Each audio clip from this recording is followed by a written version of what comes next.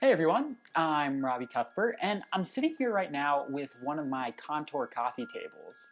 I've gotten some requests recently to give a little demonstration and explanation of how I design and make some of my tension-based sculptures and furniture. And I'm actually going to be building one of these tables today, so I thought this would be a perfect opportunity to do just that. Before assembling the table, let's talk about cabling patterns. So there are lots of different ways you can arrange cables in order to create something stable. And you can see a lot of the different patterns I've used in some of these pictures right here. But it would take too long to go over all the different cabling patterns I've ever used. So today I'm just going to focus on my favorite one. And it's what I call the opposing curves cabling method. So this is the method that you can see now here in these sculptures, and it's also the one that I use when I construct the Contour coffee table. The table just repeats the cabling pattern in each of its four corners. So the easiest way to explain this method of cabling is probably through pictures. So let's take a look at a little animation. So we'll start off with two curves and line them up in such a way so that they're not touching but they're sort of interlocked. And then we'll take four cables and string them between the ends of both the curves. Now, if we tighten those cables, what's going to happen? So you can see here that basically the curves want to move apart.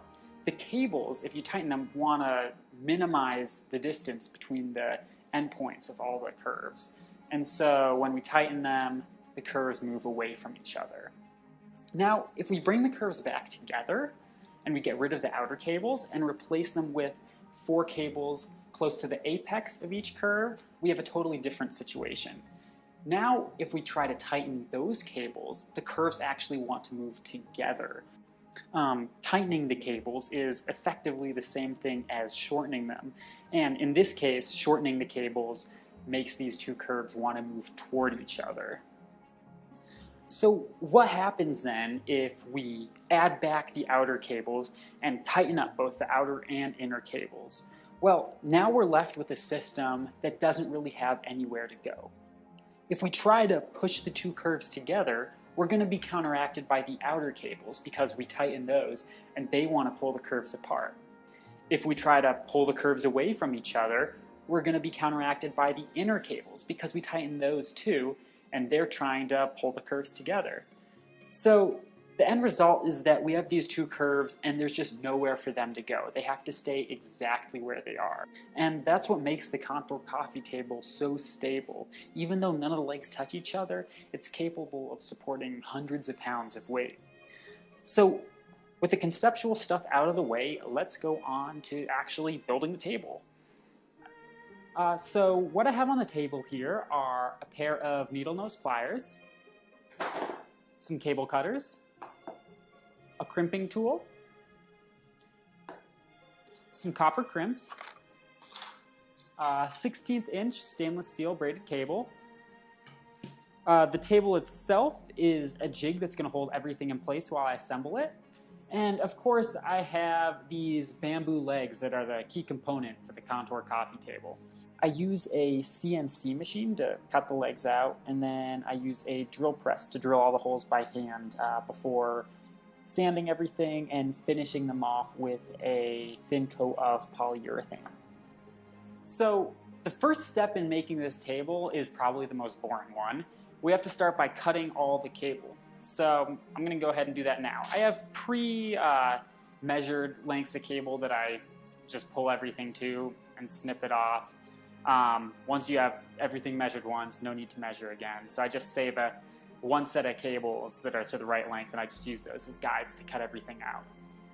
And so once I have all the cables of a certain length cut, I will take them two at a time and crimp their ends together so that they're ready to be inserted into the table once all the other cables are cut. After the cables are all set, it's time to insert the legs into the jig. So jig setups differ from sculptures to different types of furniture, but in this case, the jig is just made up of a sheet of MDF with small pieces of wood screwed onto it where the foot of each leg is going to touch down. So I just insert the foot of the leg in between the pieces of wood and then clamp down on the pieces of wood to secure the leg in place. I also add little spacers right here to make sure that the leg stays at the proper height so that everything will be properly aligned once I add all the cables. So once the legs are all secured in place, it's time to start adding the cables. And since the design is built on the idea of using opposing forces created by the cables to hold all these curves in stable relation to each other, it's important to alternate adding inner and then outer cables. Since the inner cables want to pull the curves together and the outer cables want to pull them apart, alternating between adding the two helps keep the forces evenly distributed throughout the construction process.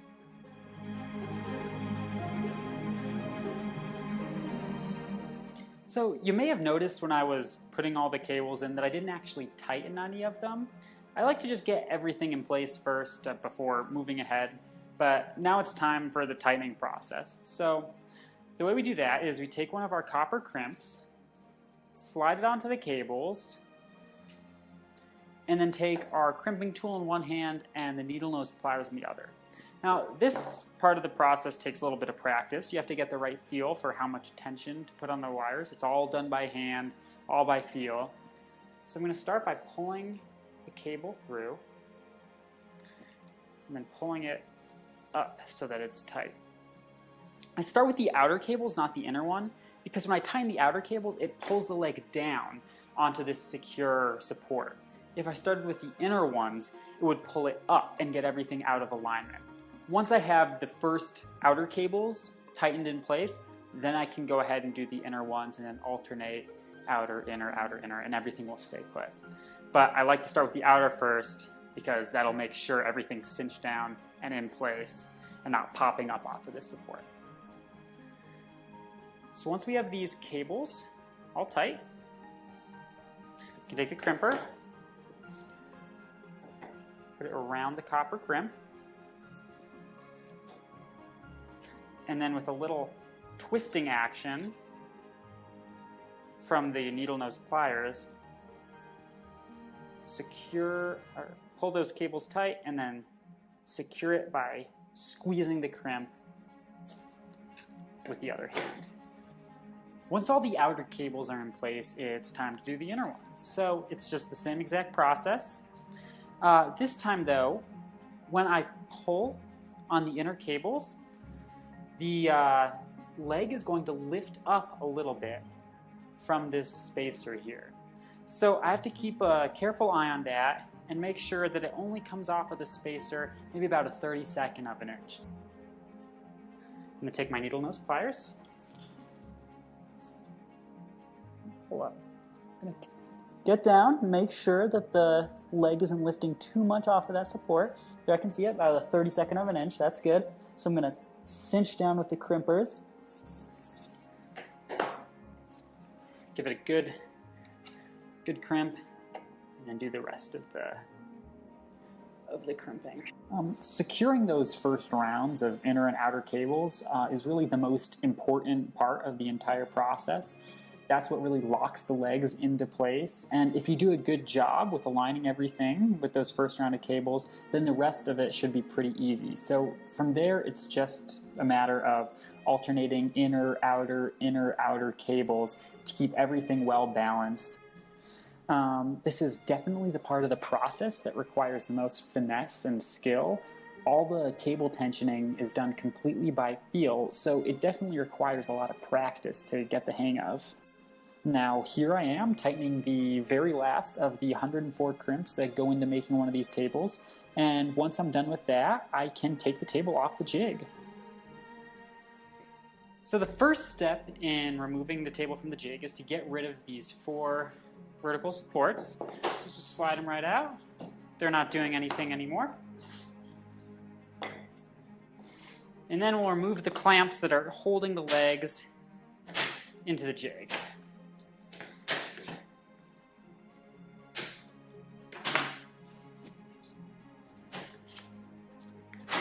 Final step is just to very gently wiggle the jig out of wiggle the table out of the jig so that it doesn't get scraped or anything by the wooden slots it's held in. And there we go. We can flip it upside down. So the crimps are on the underside. And it is good to go. My final step will just be grinding down the ends of each crimp because they can be a little sharp, especially where the cables were cut from them. And after that, there's only one more thing to do. So once all the cables are tightened and all the sharp ends have been ground down, the table's good to go. So I have the base right in front of me, and all that's left to do now is to add the glass. This sheet of glass is pretty heavy. It weighs in at about 60 pounds. But you'll notice as I put it down here that the base doesn't really give at all.